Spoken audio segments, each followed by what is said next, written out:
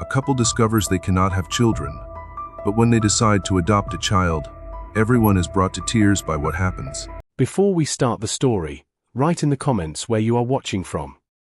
Alice looked at the clock in the doctor's office and saw the hands frozen at 3:15. Not because time had truly slowed, but because her perception had been crushed by those simple, cutting words. You won't be able to have children biologically. The doctor kept talking, explaining treatments, alternative options, but she couldn't hear any of it. The sound felt muffled, as though someone had turned off the world and left only the echo of her own mind. Sitting beside her, Nathan rested his hand lightly on her leg. He seemed to share the same weight, but he reacted differently. His eyes stayed fixed on the doctor, trying to absorb every word, as though answers could be found in those professional, detached phrases. When they finally left the office, the cold Montreal air hit them like a slap. The street seemed utterly indifferent. Taxis rushing past, people holding steaming cups of coffee, oblivious to the fact that Alice's world had just crumbled. They walked to the car in silence, each trapped in their own thoughts.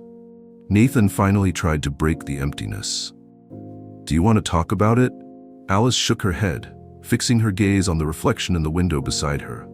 Tears rolled down her face, but she didn't wipe them away. It didn't make sense. Crying wouldn't fix anything, so why bother hiding it? On the drive home, Nathan stayed quiet, his eyes filled with concern at every red light, though he didn't know how to turn that worry into words. It was always like that. He felt her pain but could never find the right things to say. At home, Alice climbed the stairs without a word. She shut the bedroom door behind her, but it didn't muffle the scream that finally escaped her throat. She collapsed onto the bed, clutching a pillow tightly, and let the pain she had been holding in pour out in uncontrollable sobs. Downstairs, Nathan sat on the couch for a while, staring at his hands. He knew he needed to do something, to say something, but every attempt felt too empty, too wrong. He wasn't good with words, and in that moment, silence felt like a betrayal. Hours later, Alice came down the stairs with slow steps, her eyes puffy, her expression hollow. "I need to go out." Nathan stood up, confused. "Now? It's almost dark." She grabbed her coat without looking at him. "I just need some air." He watched her leave and felt a pang of fear. He didn't know what Alice needed, and that scared him. She walked aimlessly to Mount Royal Park, the cold biting at her cheeks, though she barely noticed. In the distance, the sound of a band playing in the park made her stop. A small group of street musicians had gathered, their violin, guitar, and voices blending into a gentle melody. Alice stood still, a little apart from the group, simply watching. There was something about that moment that made her take a deep breath for the first time in hours. The music seemed to touch a forgotten part of her soul. She remembered her childhood, the old piano in her grandmother's living room, the afternoons spent playing simple melodies while golden light streamed through the window and reflected off the worn keys. "Is that all that's left of us?" she wondered. "Fragments of beautiful things we never fully lived?" But for some reason, that memory didn't break her anymore. Something inside her shifted, as though she understood that the emptiness didn't need to be filled in the way she had imagined. Maybe there were other paths. When she returned home, Nathan was waiting in the kitchen, 2 cups of tea on the table. He looked at her with that same worried expression, but this time he didn't say anything. Alice walked over, sat across from him, and picked up her cup. "I don't know what to do with all of this," she said, finally breaking the silence. Nathan nodded. "You don't have to know right now." Alice looked at him, recognizing his effort to offer something he had never been good at: comfort. As simple as it was enough for now. The warmth of the teacup soothed Alice's hands as she scrolled through the pages of the adoption agency's website on her laptop. The idea felt wild, even impulsive, but there was something about it she couldn't ignore: the possibility of building a family in a different way. Nathan sat at the other end of the table, reading the news on his phone, but Alice knew he was paying attention to her every move. "I've been thinking," she began, hesitantly, without lifting her eyes. Nathan looked up from his phone. "Thinking about what?" Alice took a deep breath. She knew he might resist the idea, but she had to try. "About adoption." The silence that followed was as heavy as the one in the doctor's office. Nathan froze, staring at her as if trying to grasp the full weight of what she had just said. Adoption? He repeated the word like it was something he needed to test on his tongue. Yes, Nathan. I'm not sure if it's the right path, but... Alice closed the laptop and finally met his gaze. I don't want the idea of a family to end in that consultation room. I'm not ready to give up. Nathan stayed quiet, his face unreadable. He was always like this, taking his time to process before responding. But Alice noticed the faint furrow in his brow, a sign that he was truly considering, not rejecting. I understand what you're saying, he began cautiously. But are you ready for this? Are we ready? Alice let out a nervous laugh. Of course we're not ready, but when are we ever ready for anything, Nathan? Were you ready to hear the doctor say our plans weren't going to happen? Because I wasn't. He lowered his eyes, feeling the weight of her words. All right, his voice was almost a whisper. Let's think about this together. A week later, they were sitting in a room at the adoption agency in Ottawa, trying not to feel overwhelmed by the formality of it all. The white furniture and the stack of papers waiting for them seemed to add even more gravity to their decision. A tall, serious woman named Claire entered the room with a folder in hand. She introduced herself with a firm handshake, though her smile felt more professional than warm. It's always a big step to come here. I admire your courage, she said, sitting on the other side of the table. Alice wasn't sure if it was a standard introduction or if Claire genuinely meant it, but she tried to smile in return. Nathan remained quiet, though his fingers tapped nervously on his leg. Claire began explaining the process, which seemed to involve an overwhelming number of interviews, forms, and inspections. It felt like opening their lives to a microscope. But when she started talking about Chloe, the tone of the conversation shifted. There's a child. Claire opened the folder in front of her and pulled out a photo. Chloe is 6 years old. She lost her parents in a boating accident on Lake Ontario 2 years ago and has been in temporary homes ever since. She's a very reserved girl. She slid the photo across the table to Alice and Nathan. In the image, a little girl with curly brown hair clutched a small wooden flute to her chest. Her eyes were large, carrying a depth that seemed far older than her years. She doesn't talk much, but she's very sweet, and she loves music, especially the flute. It was something her mother left her.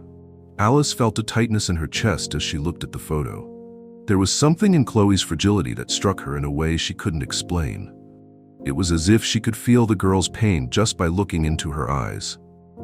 Can we meet her? Alice asked, not taking her eyes off the photo. Claire nodded. Yes, of course, but I must warn you, it can be a slow process. Children like Chloe, they need time to trust. The orphanage was in a quieter part of Ottawa, surrounded by tall trees that still held patches of snow on their branches, even in early spring. When they arrived, they were led to a room filled with scattered toys and books. In the corner, sitting alone, was Chloe.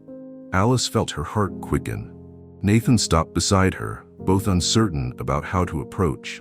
Claire motioned for them to step forward. Chloe? Claire called gently. This is Alice and Nathan. They wanted to meet you. The little girl looked at them for a few seconds but said nothing. Her gaze dropped back to the flute she held tightly in her hands. Alice stepped forward, keeping her voice calm and soft. Do you play the flute? She asked. Chloe didn't answer, but her fingers gripped the instrument tighter, as though it were a shield. I used to play piano when I was a child, Alice continued, trying to build some kind of bridge. I wasn't very good, but I loved it. Nathan, who had been silent until then, knelt down beside her and pulled something out of his pocket, a small, colorful xylophone he had bought earlier. Would you like to play with me? Chloe looked at him warily, but eventually shook her head no. Even so, Nathan smiled. That's okay, maybe another day. Alice saw it as a small step forward. It wasn't about making Chloe trust them immediately, but about showing her they were there without rushing her. As they said goodbye, Chloe gave Alice one last glance. In that moment, Alice knew that no matter how long it took, she would do everything necessary to help that little girl feel safe again. On the drive back, Nathan broke the silence. Do you think we made any progress? Alice looked at him, her expression resolute. I think we have to keep trying. and for the first time in months, there was something new in her voice. Hope. The wind bit at Alice's cheeks as she pulled her scarf tighter around her neck. After countless bureaucratic processes, Chloe had officially been adopted. Chloe's adjustment was more difficult than Alice and Nathan had anticipated. When they brought her home, she seemed more like a timid guest than someone about to start a new life. She spent hours alone in her room, clutching her wooden flute as if it were the only familiar thing in an unfamiliar world. Her steps around the house were light, almost imperceptible, as though she didn't want to disturb anyone or leave a trace. Alice worried in silence. She knew the transition would be challenging, but she had hoped that the warmth of their home and her constant efforts to create a welcoming environment would help Chloe begin to trust them. Yet every attempt seemed to hit an invisible wall. Invitations to go to the park were met with murmured refusals. Bedtime stories were listened to with her eyes fixed on the ceiling, without a single word in response. Nathan approached the situation with patience, but at times his frustration showed. One evening, while Alice was washing the dishes, he leaned against the counter, arms crossed. "She still hasn't eaten with us at the table. Don't you think we should push her a bit more?" he asked, his tone controlled but firm. Alice dried her hands and sighed. "Nathan, she just left the orphanage. We don't know what she's feeling. We can't force her."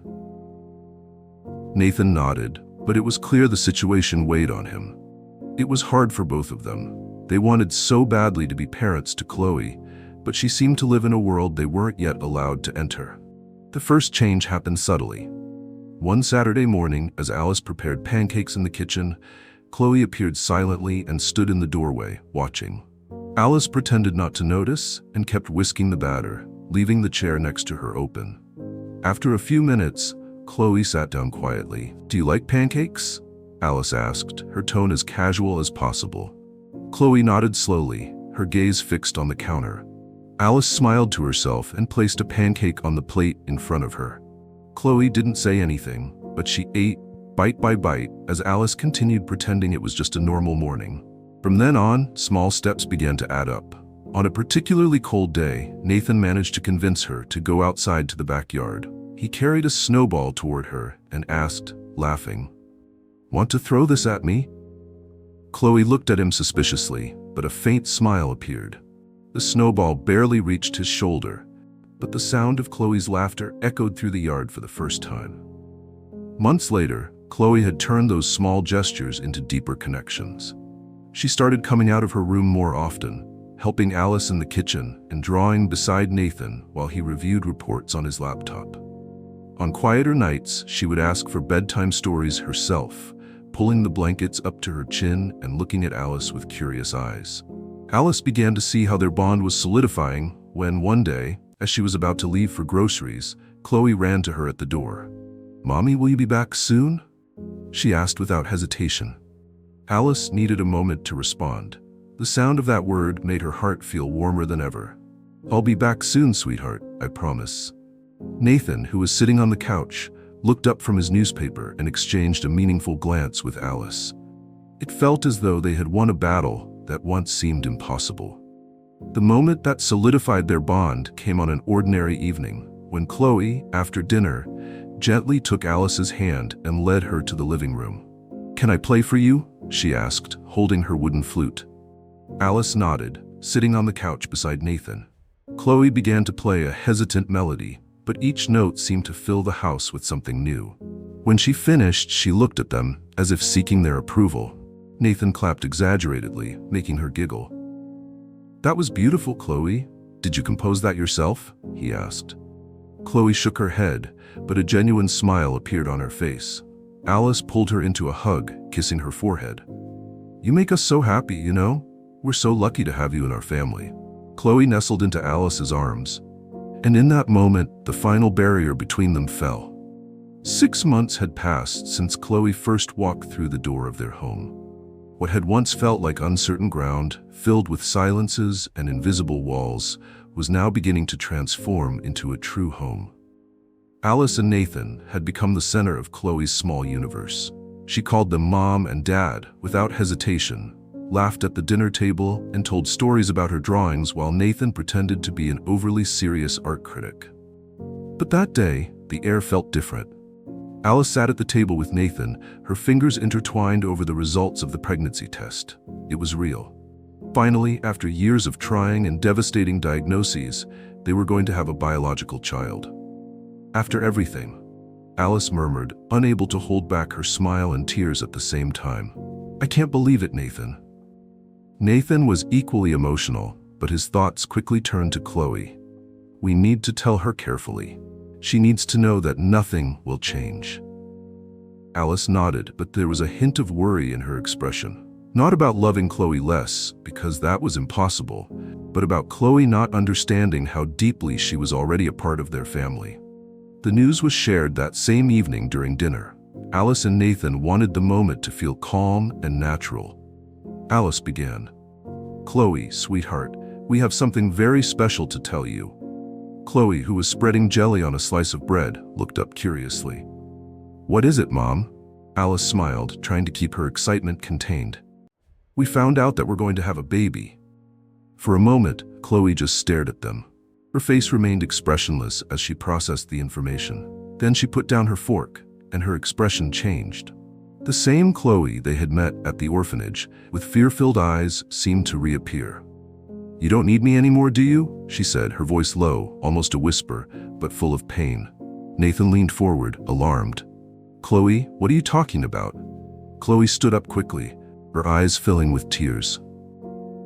You have a baby now. You don't need me anymore. I'm going back to the orphanage, aren't I? Before either of them could respond, she ran to her room. Alice followed her upstairs moments later and found the door slightly ajar. Chloe was sitting on the floor, clutching her flute tightly, just as she had done when she first arrived. Alice knelt beside her, struggling to hold back her own tears. Chloe, my love, why would you think that? Chloe looked up at her, tears streaming down her face. Because no one ever stays with me. Those words hit like a blow. Alice took a deep breath, trying to keep her voice steady. Listen to me, Chloe. You are our daughter. Nothing, not a baby or anything else in the world, will ever change that.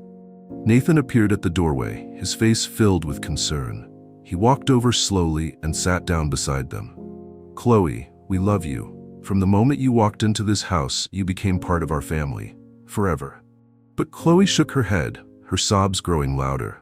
But you're going to love the baby more. It's really yours. Alice cupped the girl's face in her hands, looking directly into her eyes. Sweetheart, you are as much my child as this baby will be. Love doesn't work that way. It doesn't divide, it grows, Nathan added, his voice as calm as he could manage. And you know what else? You're going to be the best big sister this baby could ever have. Chloe blinked, surprised. Big sister? Alice nodded, smiling. Yes. That means you'll get to teach them so many things. He or she will look up to you as an example. You'll be such an important part of their life. Chloe still seemed uncertain, but her sobs began to subside. She looked at her flute and then back at Alice. Do you promise you won't send me away? Nathan held her hand firmly. We promise. You're not going anywhere. This is your home. We're your family. Finally, Chloe nodded, her eyes still red, but with trust beginning to return. The early morning was silent, broken only by the steady sound of the heart monitor in the hospital room. Nathan sat in a chair beside Alice's bed, holding her hand as she slept, exhausted after hours of labor. In the crib next to them, a newborn baby slept peacefully, tiny fists curled against their chest. Nathan looked at the baby, feeling a lump in his throat. He had never thought a moment like this could be possible. All the struggle, all the pain, now seemed like a distant blur in the face of this perfect little being.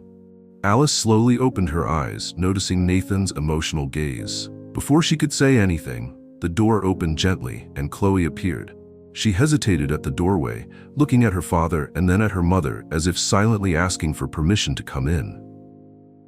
Hey, sweetheart, come meet your little sister, Alice called, extending a hand toward her. Chloe approached slowly, her big eyes fixed on the crib. When she saw the baby, her lips curved into a shy but curious smile. She's so tiny, she murmured, almost afraid of waking her. Nathan knelt beside her, placing a hand on her shoulder. Tiny, but very lucky to have you as her sister. Chloe looked at him, then at Alice, who was now holding the baby in her arms. Later, back at home, Chloe locked herself in her room. Alice and Nathan weren't sure how she was processing the arrival of her sister. Finally, hours later, Chloe came out, clutching her drawing. "Mom, Dad, look what I made." The drawing was simple but filled with love. Chloe had drawn everyone, Nathan with a big smile, Alice holding the baby in her arms, and herself standing beside them, her hand on the baby's stroller. Above them, a bright blue sky with a large heart encircled them all. Alice took the drawing and ran her fingers over it, visibly moved. "It's perfect, Chloe. I'm going to hang this on the living room wall." Nathan, sitting nearby, pulled Chloe into a hug, kissing the top of her head. "I knew you'd be an amazing big sister," Chloe smiled, leaning into her father, while Alice watched them with tears in her eyes. In that moment, as the soft afternoon light streamed through the windows and illuminated Chloe's drawing, the family knew that despite all the challenges and difficulties, they had found something greater than anything else. An unbreakable love. And now that love would only continue to grow. If you enjoyed the story, please subscribe to the channel. We need your support. Better stories are yet to come.